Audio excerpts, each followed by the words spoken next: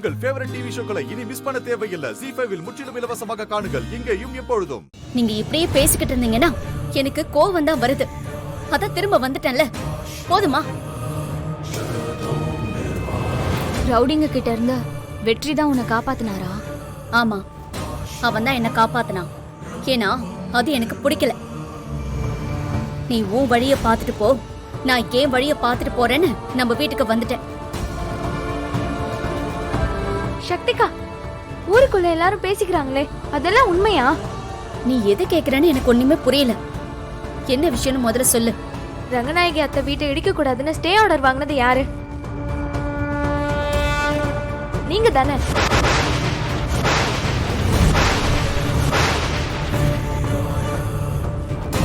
சொல்லுங்க சக்திகா, நீங்க தானே? அவங்க வீட்டை இடிச்சிட்டு போட்டுன்னு விட்டுருக்க வேண்டியதானே? எதுக்காக கோர்ட்டுக்கு போய் ஸ்டே ஆர்டர் வாங்குனீங்க? ஏய், என்னடி சொல்ற? ஸ்டே ஆர்டர் வாங்குனது சக்தியா? யார் உனக்கு சொன்னது? ஊருக்குள்ள எல்லாரும் அப்படிதான் பேசிக்கிறாங்க. உங்க வீட்டை இடிச்சு தள்ளினவங்களுக்கு உங்க அக்கா ஹெல்ப் பண்ணிருக்கா, அவளுக்கு ரொம்ப பெரிய மனசுன்னு சொல்லி கிண்டல் பண்றாங்க.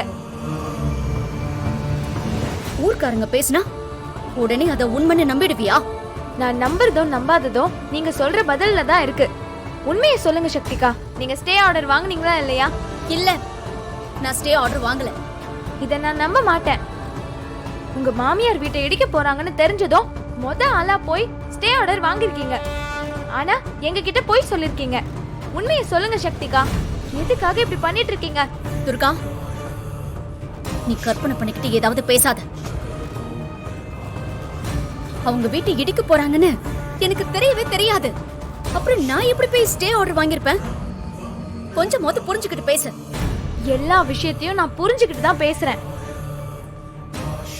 மலையூருக்கு போன நீங்க எதுக்கு ஸ்ட்ரைட்டா நம்ம வீட்டுக்கு வரல? கோர்ட்ல போய் ஸ்டே ஆர்டர் வாங்கிட்டு வந்திருக்கீங்க. அதனால தானே நீங்க இங்க வரல.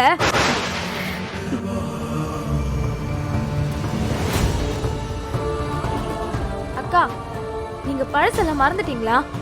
சாப்பாடு தட்டுல கை வச்சு நம்மள சாப்பாட கூட சாப்பிட விடாம புல்டோசர் வச்சு நம்ம வீட்டை இடிச்சு தள்ளினவங்க யாரு? உங்க மாமியார் தானே? அப்படிப்பட்டவங்க வீட்டை இடிக்க விடாம காப்பாத்தணும்னு நீங்க ஏன் துடிச்சிட்டு இருக்கீங்க? என்னக்கா, புருஷ வீடுங்கிற பாசமா?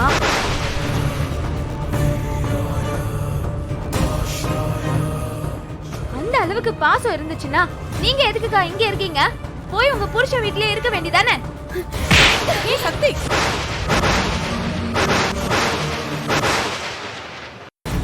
வாய்க்கு வந்ததெல்லாம் பேசாத துர்கா, அப்புறம் நான் மனுஷியாவே இருக்க மாட்டேன். இப்ப மட்டும் என்ன மனுஷியாவா இருக்கீங்க?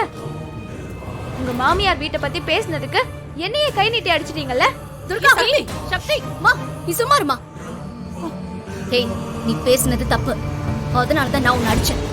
நீங்க செஞ்சது மட்டும் சரியா சக்திகா? நம்ம வீட்டை இடிச்சு நம்ம மெஸ்ஸையும் இடிச்சு நம்மள நடு தெருவுல கொண்டு வந்து விட்டவங்களுக்கு நீங்க ஏன்க்கா ஹெல்ப் பண்ணீங்க? மாமியார் வீட்டு பாசம் தானே, அதனால தானே ஓடி போய் உதவி பண்ணிருக்கீங்க. ஏய், நான் இல்லன்னு சொல்லிக்கிட்டு இருக்கேன். நீ என்னடா சொன்னதையும் சொல்லிக்கிட்டு இருக்க? முதல்ல நீ இப்படி பேசுறத நிப்பாட்டு துர்கா. இல்லன்னு நீங்க சொன்னா மட்டும் போதுமா? அப்புறம் எதுக்கு இந்த விஷயத்துல உங்க பேர் வருது?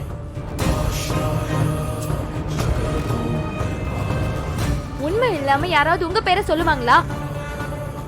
நீங்க ஸ்டே ஆர்டர் வாங்கலன்னா அது ஆதாரத்தோட நிரூபிச்சுட்டு பேசுங்க. அதை விட்டு கை நீட்டி அடிக்கிறதுனால மட்டும் உண்மையை மறைச்சிட முடியாது.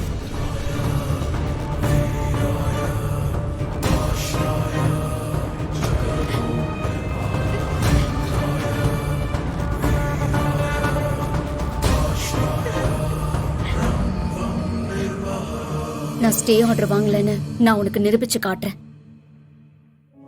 ஆனா நீ என்கிட்ட வெறுப்பா நடந்துக்காத. அதை என்னால தாங்கிக்க முடியாது.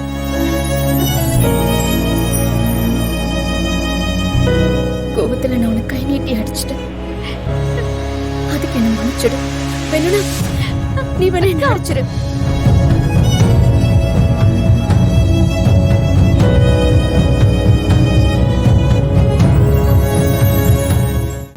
உன் மனசுல என்னதான் நீ நினைச்சுக்கிட்டு இருக்க? நானும் உன் வீட்டை இடிக்க கூடாதுன்னு ஸ்டே ஆர்டர் வாங்கின. அப்புறம் எதுக்காக நீ என் பேரை யூஸ் பண்ண? சக்தி, நீ கோவப்படாம கொஞ்சம் அமைதியா கேளு.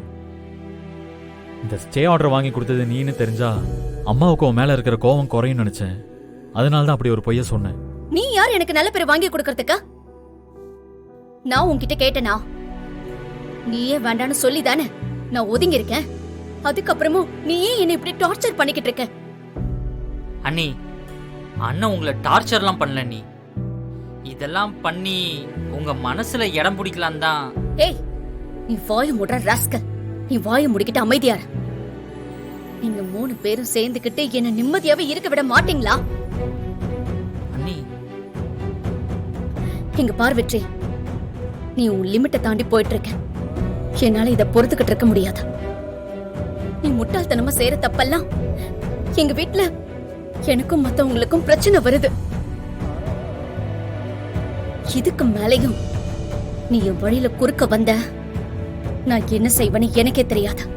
சக்தி, நீ கோவத்துல பேசிட்டு இருக்க. அதனாலதான் உனக்கு எல்லாமே தப்பா தெரியுது. நீ கோவப்படாம கொஞ்சம் அமைதியா கேளு. உன் கோவத்தை கொஞ்சம் ஒதுக்கி வச்சுட்டு நிதானமா யோசிச்சு பாரு. அப்ப நான் சொல்றதெல்லாம் சரின்னு உனக்கு தோணும். நான் எதுக்கு உன்னை பத்தி யோசிக்கணும்? எனக்கு என் லட்சியம் இருக்கு. கலெக்டர் ஆகணுங்கிற கனவு இருக்கு. உன்னை பத்தி நினைக்கிறதுக்கு எனக்கு ஒரு நிமிஷம் கூட இல்ல.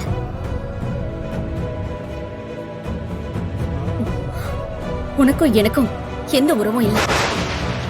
இது வரைக்கும் இருந்த உறவு எல்லாமே எப்பவும் முடிஞ்சு போச்சு.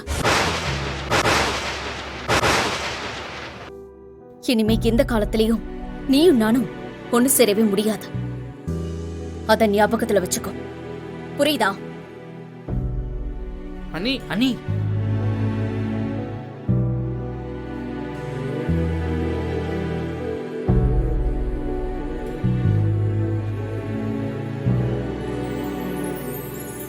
அண்ணே, என்னண்ணே இது?